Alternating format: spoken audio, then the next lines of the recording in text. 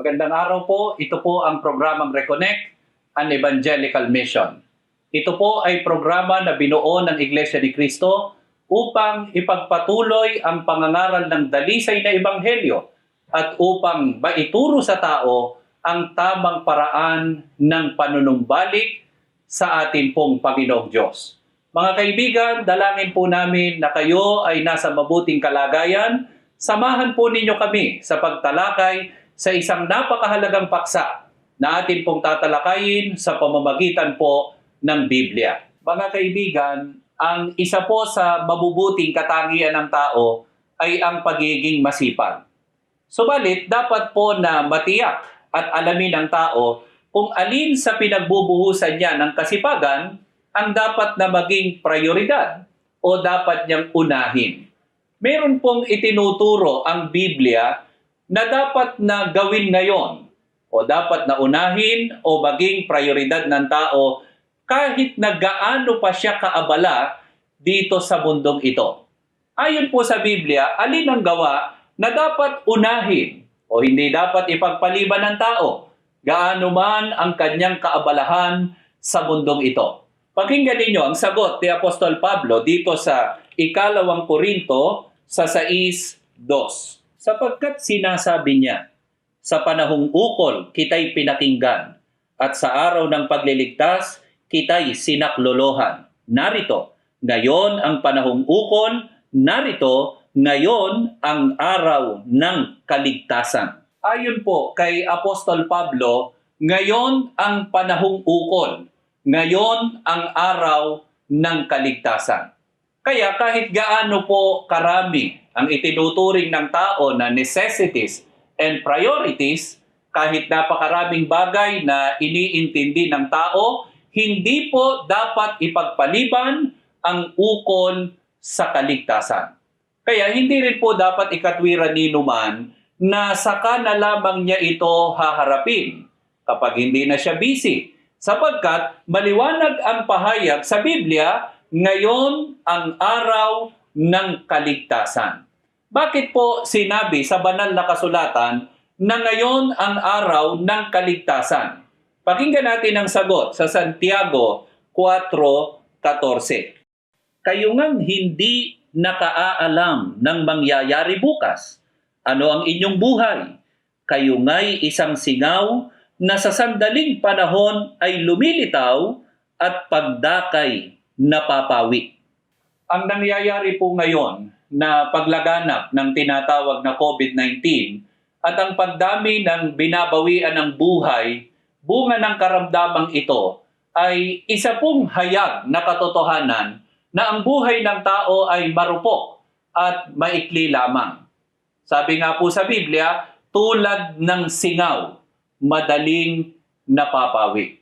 Sa Biblia, ano po ang ibinigay ng Panginoong Jesucristo na halimbawa upang ipakita na hindi ang pagpapakayaman o ang pagpaparami ng tinatangkilik ang dapat na maging prioridad ng tao? Pakinggan ninyo dito sa Lucas 12:16 hanggang 20. At nagsaysay siya sa kanila ng isang talinghaga na sinasabi, ang lupa ng isang taong mayaman ay namumunga ng sagana at iniisip niya sa sarili na sinasabi, ano ang gagawin ko sapagkat wala akong mapaglalagyan ng aking mga inaning bunga? At sinabi niya, ito ang gagawin ko, igigiba ko ang aking mga bangan at gagawa ako ng lalong malalaki at doon ko ilalagay ang lahat ng aking butil at aking mga pag-aari. At sasabihin ko sa aking kaluluwa, kaluluwa, marami ka ng pag-aaring nakakamalig para sa maraming taon. Magpahingalay ka, kumain ka, uminom ka, matuwa ka. Datapwat sinabi sa kanya ng Diyos, ikaw na haling, hihingin sa iyo sa gabing ito ang iyong kaluluwa at ang mga bagay na inihanda mo ay mapapasa kanino kaya. Ang binasa ko po ay isang talinghaga. Ito po ay tungkol sa isang taong mayaman na maghahanda ng lalong malalaking bangan o kamalig para sa kanyang kayamanan. Ano po ang sinabi ng taong bayaman. Ang sabi niya, kaluluwa, marami ka ng mga pag-aaring nakakamaling.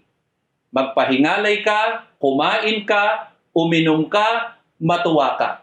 Ano ang sinabi sa kanya ng Diyos? Ang sabi ng Diyos, ikaw na haling, hihingin sa iyo sa gabing ito ang iyong kaluluwa at ang mga bagay na inihanda mo ay mapapasa kanino kaya. Kaya kapag ka ang inasikaso lamang ng tao ay ang mga bagay na panlupa, ipinagwalang bahala ang ukol sa kanyang kaligtasan, ang tawag ng Biblia sa gayon ay haling o hangal. Kamakatwid, isa pong kahangalan ang ipagpaliban ng tao ang ukol sa kanyang ikaliligtas. Kaya sa unang talata na binasa po natin kanina, doon sa 2 Korinto 6:2, ay sinabi ni Apostol Pablo na ngayon ang araw ng kaligtasan. Napakahalaga po mga kaibigan na matiyak ng bawat isa sa atin ang ukol sa ating kaligtasan bago dumating ang kamatayan. Ano pa ang itinuturo ng Panginoong Hesukristo upang ipakilalang ang ukol sa kaligtasan ang dapat unahin o maging prioridad ng tao? Pakinggan ninyo dito sa Mateo 6:31 hanggang 33.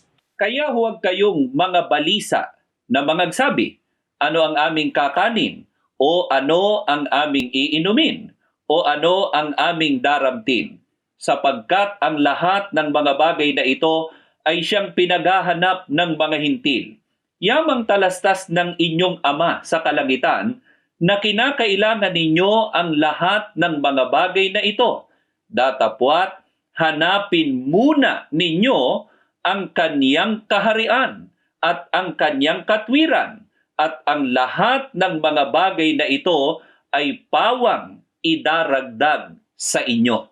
Ayon sa ating Panginoong Hesukristo mismo, hanapin muna ninyo ang kanyang kaharian at ang kanyang katwiran. Ito po ang dapat unahin o maging prioridad ng tao. Subalit, hindi naman po dapat na ipagkamali ninuman na hindi na dapat harapin o hindi na dapat gawin ang mga bagay na kailangan sa mundong ito. Ang katunayan ay sinabi rin ng Panginoong Hesukristo na alam ng inyong Ama o ng Panginoong Diyos na kailangan ninyo ang mga ito, ang pagkain, inumin, at pananamit. Subalit, nilinaw ng Panginoong Hesukristo ang dapat na unahin o gawing prioridad ng tao, ang paghanap sa katwiran at sa kaharian. Alin ang kaharian na dapat hanapin muna ng tao? Pakinggan ninyong sagot ni Apostol Pablo dito sa Kolosas 1:12 hanggang 14. Na nagpapasalamat sa Ama na nagpaging dapat sa atin upang makabahagi sa mana ng mga banal sa kaliwanagan, na siyang nagligtas sa atin sa kapangyarihan ng kadiliman at naglipat sa atin sa kaharian ng anak ng kanyang pag-ibig, na siyang kinaroroonan ng ating katubusan, na siyang kapatawaran ng ating mga kasalanan. Ang kaharian na dapat hanapin muna o unahin ng tao ay ang kaharian ng anak o ng Panginoong Hesukristo. Sino po ang nakasumpong sa kaharian ng Panginoong Hesukristo? Ang mga natubos. Kaya ang sabi ni Apostol Pablo na siyang kinaroroonan ng ating katubusan, na siyang kapatawaran ng ating mga kasalanan. Sino po ba ayon sa Biblia ang nagtamo ng katubusan? Alin ang tinubos ng mahalagang dugo ng Panginoong Hesukristo? Pakinggan po ninyo dito sa Gawa 20:28. Ingatan ninyo kung gayon ang inyong sarili at ang buong kawan. Narito'y hinirang kayo ng Espiritu Santo na mga katiwala upang pakanin ang Iglesia ni Kristo na binili niya ng kanyang dugo. Ang mga kaanib po sa Iglesia ni Kristo ang nagtamo ng katubusan. Ang mga kaanib din sa Iglesia ni Kristo ang nagtamo ng kapatawaran ng mga kasalanan. Kung bakit? Sapagkat ang tinubos ng mahalagang dugo ng ating Panginoong Hesukristo, ayon po sa Biblia, hindi po ayon sa amin, ay ang Iglesia ni Kristo. Kaya ang kaharian na unang dapat hanapin ng tao ayon sa pagtuturo ng Biblia ay ang Iglesia ni Kristo.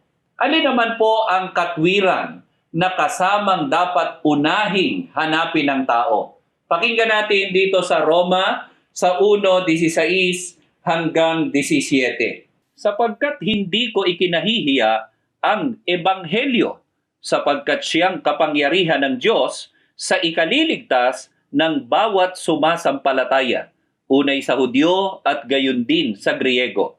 Sapagkat dito, ang katwiran ng Diyos ay nahahayag mula sa pananampalataya hanggang sa pananampalataya, gaya ng nasusulat, ngunit ang ganap ay mabubuhay sa pamamagitan ng pananampalataya. Ang katwiran ay ang ebanghelyo o ang mga salita ng Diyos na nakasulat po dito sa Biblia.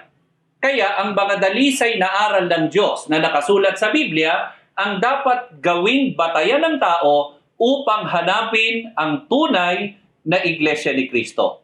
Dapat ding maging prioridad ng tao kapag siya ay nasa loob na o kaanib na sa Iglesia ni Kristo ang pagtupad sa lahat ng mga kautusan ng Diyos na nakasulat po sa Biblia.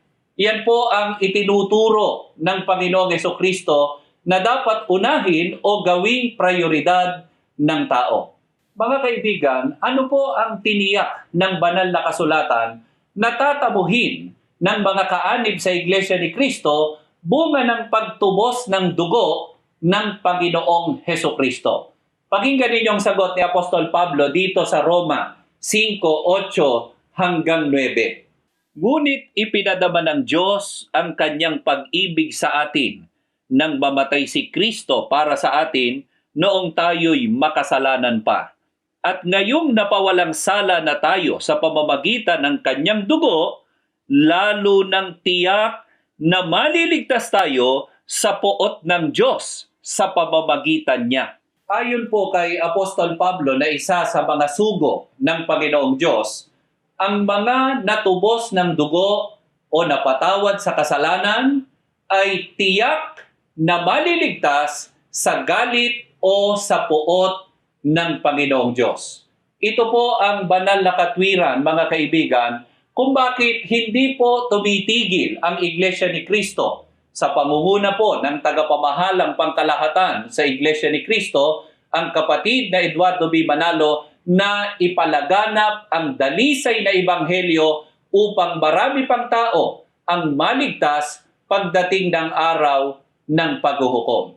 Kaya ginagamit po ng Iglesia ni Kristo hindi lamang ang telebisyon, kundi maging ang internet at mga social media platforms, kagaya po ng Facebook, ng YouTube, ng Instagram at mga kauri pa nito. Ang dahilan po ay para lalo pang maipalaganap ang mga aral ng Diyos na sinasampalatayanan sa Iglesia ni Kristo at upang marami pang tao ang maligtas pagdating ng araw ng paghuhukom. Mga kaibigan, kung sinisika po natin na masunod ang batas at mga panuntunan na pinaiiral ng pamahalaan at maging ng mga ibang otoridad upang makaiwas tayo at maligtas sa pandemyang sakit na ito na tinatawag na COVID-19, ay lalo po nating dapat na ipagpauna na sundin ang mga utos ng Diyos sapagkat hindi lamang po maililigtas tayo nito sa mga nangyayari sa kasalukuyan, kundi higit sa lahat ay maliligtas tayo sa galit ng Diyos o sa puot ng ating Panginoong Diyos sa araw ng paghuhukom. Kaya patuloy po namin kayong hinihikayat na sampalatayanan at sundin ang mga aral ng Diyos na itinataguyod at sinasampalatayanan sa Iglesia ni Kristo. Ang amin pong banal na layunin, mga kaibigan, ay upang makapanumbalik kayo sa Diyos at sama-sama tayong maligtas sa araw ng paghuhukom sa ikalawang pagparito ng ating Panginoong Hesukristo. Ang pagtatamo po ng kaligtasan, mga kaibigan, ay napakahalaga. Napakapalad ng maliligtas sapagkat ang magtatamo nito ay magkakaroon ng perpekto at walang hanggang buhay sa bayang banal. Maraming salamat po sa inyong patuloy na pagsubaybay. Pagpalain nawa kayo ng Panginoong Diyos. Tayo po ay mananalangin.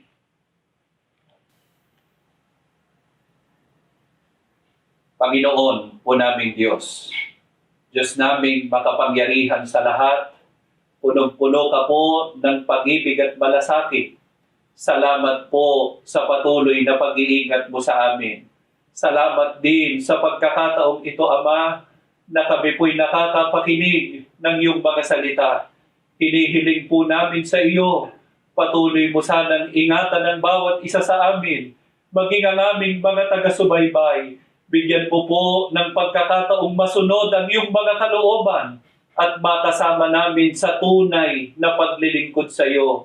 Hinihiling din namin sa iyo, Ama, basbasan mo po ang palatuntunan ito para patuloy pang magamit sa ikalalaganap ng iyong mga kalooban. Pagpalain mo po ang buong iglesia sa pangunguna ng aming namamahala, ang kapatid na Eduardo B. Manalo. Panginoon naming Jesus, sinasamba ka rin po namin. Salamat po ng marami sa iyo. Hinihiling namin, ipamagitan mo po kami sa Ama para tanggapin namin ang aming mga kahilingan. Ama, patawad na po sa aming mga pagkukulang at pagkakasala. Hinihiling po namin ang lahat ng ito sa pangalan po ng Panginoon naming Hesukristo na siyang aming dakilang tagapagligtas. Amen.